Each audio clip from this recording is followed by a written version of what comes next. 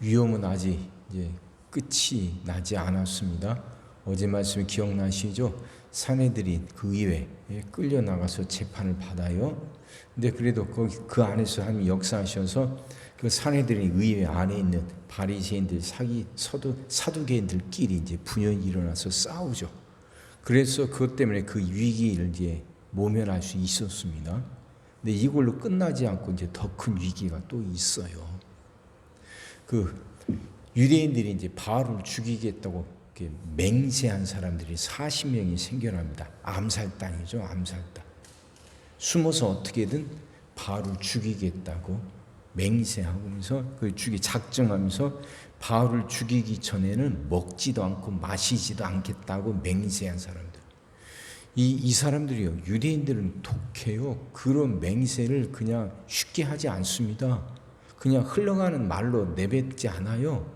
이들은 그 맹세는 하나님께 한 맹세니까 목숨 걸고 지키거든요. 정말로 그렇게 한다는 거예요. 먹지도 않고 마시지도 않겠다고 정말로 그렇게 맹세한 40명이 이제 그 일을 꾸미려고 제사장에게 찾아간 거예요. 바울을 다시 한번 불러내라고. 지금 바울은 이제 그 예루살렘에 안토니아 요새라고 있다고 그랬습니다. 로마군이 주둔하는 곳이에요. 거기 있어요. 그곳에서 나와서 사내들인 의회까지 오게 불러내라고. 그러면 그 길목에서 어딘가 숨어 있다가 이 바울을 자기들이 죽이겠다고. 우리는 먹지도 않고 마시지도 않겠다고. 바울이 죽기 전까지.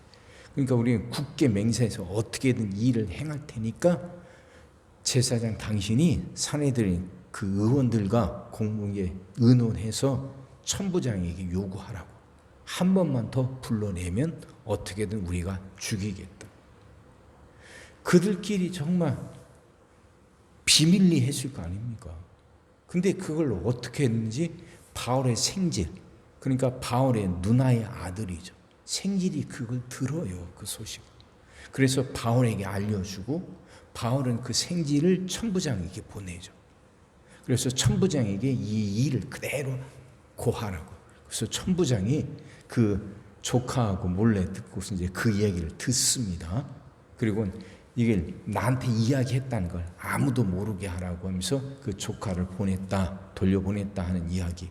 오늘 본문은 여기까지예요. 이제 내일은 이제 그 천부장이 이제 바울을 살려낸 그 내용의 이야기를 보게 될 겁니다. 자, 여기서 한번 보세요.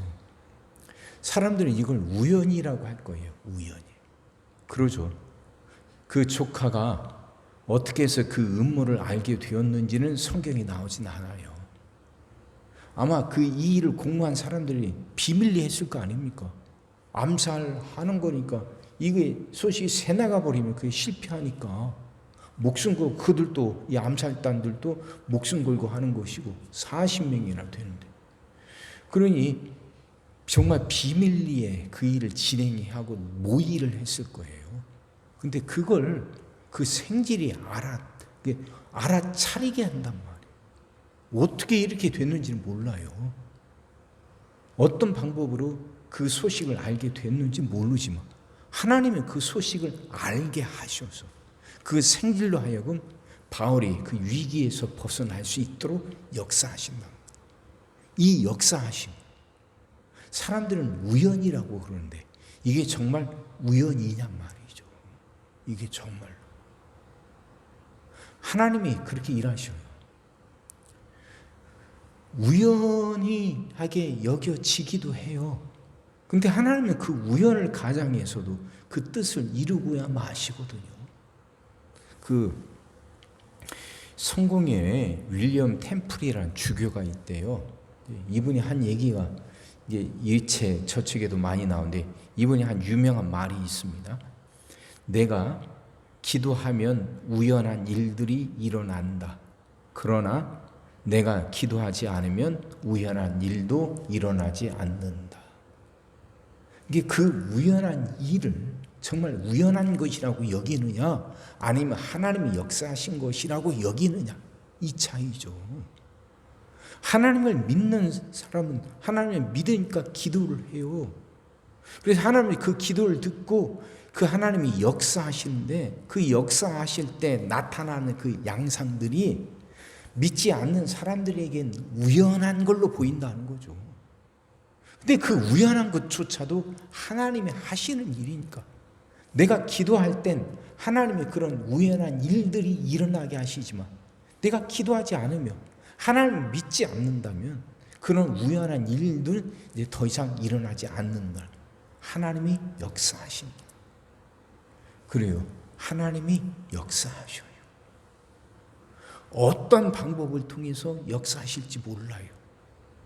그래서 믿지 않는 사람들에겐 하나님이 하시는 일이 정말 우연한 일로 보여지기도 해요. 근데 믿는 사람들은 그것이 하나님의 역사라고 믿는 거죠. 그러니 좌절하고 절망할 거 없단 말이에요. 암살단들이 얼마나 치밀하게 모의했겠습니까? 그 비밀이 새나가지 않도록 얼마나 조심하면서 자기는 나름대로 비밀리에 그 일을 모의하고 준비했겠냔 말이에요. 근데 그걸 하나님 그 소식을 알아채리는 사람들을 만들어 놓으신단 말이에요. 이 생질 바울의 조카. 바울의 조카는요, 이 사건 말고는 더 이상 성경에 나오지 않아요. 그 앞에서도 나오지 않고 이 사건 이후로도 나오지 않아요. 근데 그런 사람들 통해서도 하나님은 얼마든지 일하실 수 있어요. 그러니까 하나님이 어떻게 하실지 모른다니까요. 절망하지 않는 게 중요한 거예요. 포기하지 않는 게 중요한 거예요. 암살단까지 조직이 됐으니까 바울을 죽이기 전까지 먹지도 않고 마시지도 않겠다고 굳게 맹세한 암살단 40명이나 되는 암살단, 그들이 그렇게 이게 조직이 됐으면 이들은 정말 그 일을 끝내 해내고 말 거란 말이에요. 이 일을 그렇게 무섭게 결단하고 나선 사람들이니까 바울은 그냥 죽고 마는 거예요. 근데 그 일을 알아채리는 사람, 하나님은 그 생지를 통해서 이 비밀을 알게 하시고 그 비밀을 알게 하셔서 이 어려움에서 모면하고 살아나게 하신다.